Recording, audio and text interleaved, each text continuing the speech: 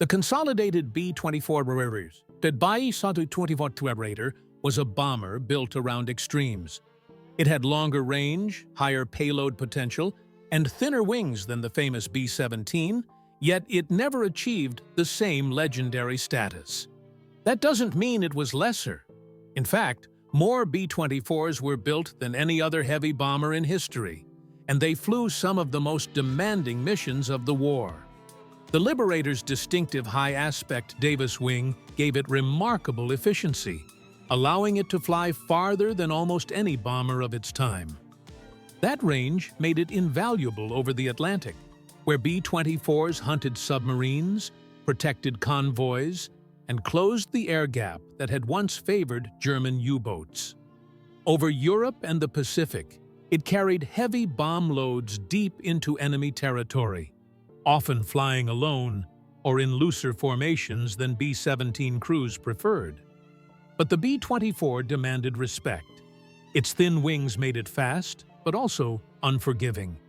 Takeoffs were difficult, landings were dangerous, and damage tolerance was lower than the Flying Fortress. Crews knew this aircraft would not save them through brute toughness. Survival depended on discipline, formation, and precision. Inside, 10 men worked in cramped, noisy conditions, surrounded by fuel, ammunition, and exposed metal.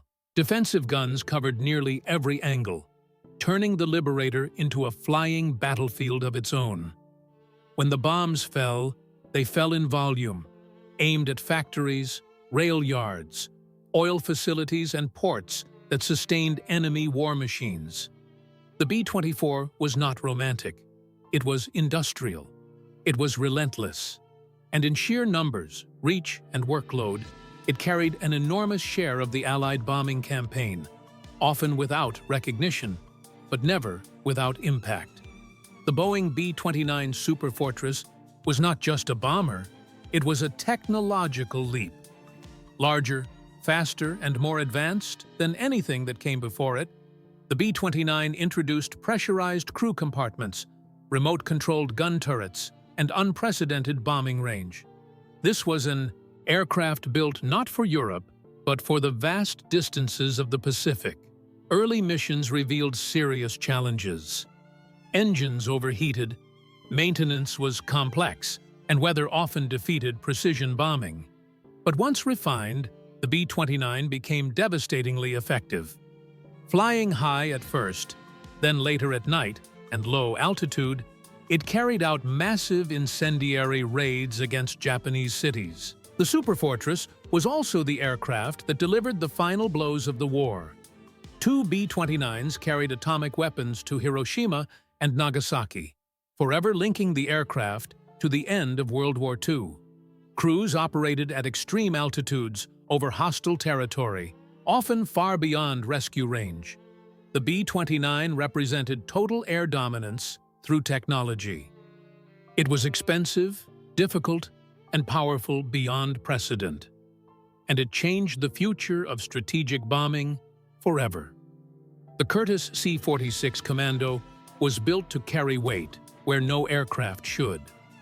Larger and more powerful than the C-47, it was designed for brutal environments and urgent logistics. Its greatest test came in the China-Burma-India theater, flying supplies over the Himalayas in conditions pilots called the Hump.